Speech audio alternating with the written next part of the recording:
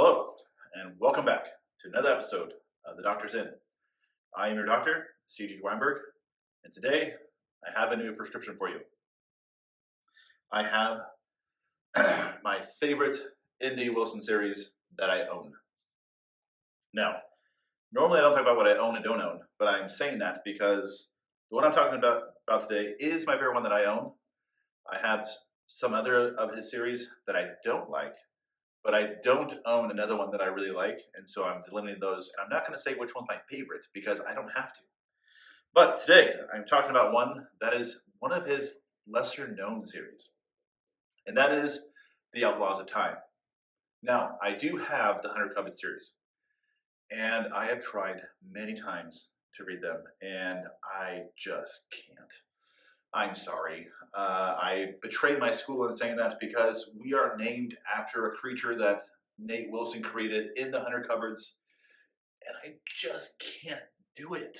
A couple years ago, I did finally make it through the first one, but I can't bring myself to read the next two. Someday I will, and Nate, if the next two are better, I apologize for not having done it sooner, along with all my students and coworkers at my school, because Evangel Classical School is actually our mascot, is the Ranget that comes from Nate. And I'm sorry, I try. But I really do love this series. I do also love Nate's Ashtown Barrow series.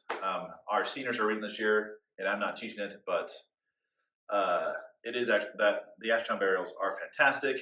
Nate, I will love it way more if you would finish the last one already. Come on. I have not subscribed to your newspaper to get the current chapters, but I know it's been a while since you've done one. Come on, man. Finish the series. If you do, I may do a video on that. At this point, I have few enough followers that is not an incentive for you to do it. But maybe someday, my request for it will mean something. But at this point, I know it doesn't. But Nate, please finish it. So, beyond that, Outlaws of Time is actually just a lot of fun.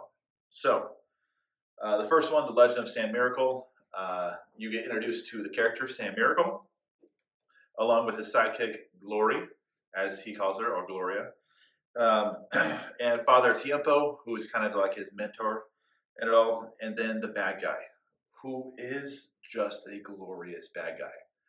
And I'll try to pronounce his name correctly because El Buitre. Yeah, that's not bad actually. El Buitre means the vulture. He is just a really good villain. Nate does do a really good job of crafting good villains. So Nate, I will gladly give you that. I love all of your bad guys that I've read so far. They are really just good. So El Buitre is a villain that you really want to die. But I won't leave it up to that on whether he does die or not. This is a kid's book, by the way. It is a great book for young boys because Sam starts off as every young man does, of just being a wimp. And he fusses a lot and has to become, and does become, a really great hero. And Nate, I give you props. I love what you do with Sam. How you deal with him becoming a hero, his sacrifice, is all fantastic and is worth the read alone. The book is a lot of fun. I mean, you have the 12 disciples in it after all. I mean, great job, Nate. The story grip is real. My son, who's only in second grade, has tried to read it. But maybe I'll kick this to him again because he just read another book that's about this hard. And it's a lot of fun, and I can help him with some of the words. But I think my second grader is about ready to dive into this again. But the story grip is real. And something that I really enjoy about Outlaws of Time and Ashtown Burials are actually all the breadcrumbs. So, like, you have, let's see, why notes? Guys, notes are helpful. When he's introducing all of the boys at the thing, he goes through all the names. It's like, hey, that's one. Hey, that's one. There we go. So you have boys in the orphanage, Jimmy and Johnny Z, like James and John, the son of Zebedee. You have Jude on the face there. You have Matt. Let's see. You have Andrew. Uh, let's see. Flip the lip is not one. I don't know which one that one's going for. You have Peter. Uh, I mean, they're all in there. You have Thomas. You have Simon. I mean, he's got all the 12 disciples, and I'm missing some of them. Sorry, Nate and the 12 apostles. I should probably know them all by heart, but I don't remember them when I'm trying to find them in a book. Anyway, the book is a lot of fun. Story goes great. Breadcrumbs are fantastic. I mean, if nothing else, come on. He gives Sam snake arms. What else does a young boy need to read a book? So yeah, it is a great story of hero and sacrifice. The hero's journey is real. Sam does have to go from being a wimp to being a real man. And he has to make some really tough choices and all, which I think are fantastic. So if you have a young boy or a young girl, because Glory is actually a fantastic sidekick to Sam, you should have them read The Outlaws of Time. Weirdly, I don't know why, it didn't get as much traction as like 100 Cupboards or Ashtown, but I like it way better than 100 Cupboards. I put it up there as Ashtown. I still need to make, Nate, you still got to finish the series for me to say it's not as good as Ashtown. I really do love Ashtown though. Rupert Greaves, Nate, that might be your best character you've ever made. But Sam is great. Father Tiempo is great. Gloria is great. So if you have a young person, kick this story to them because it is really great. And like, just tell them, hey, this is the book about a boy with snake arms. Have fun with it. Let me know. It's time travel. Come on. I didn't say that until now. It is a time travel book, which just makes it fun.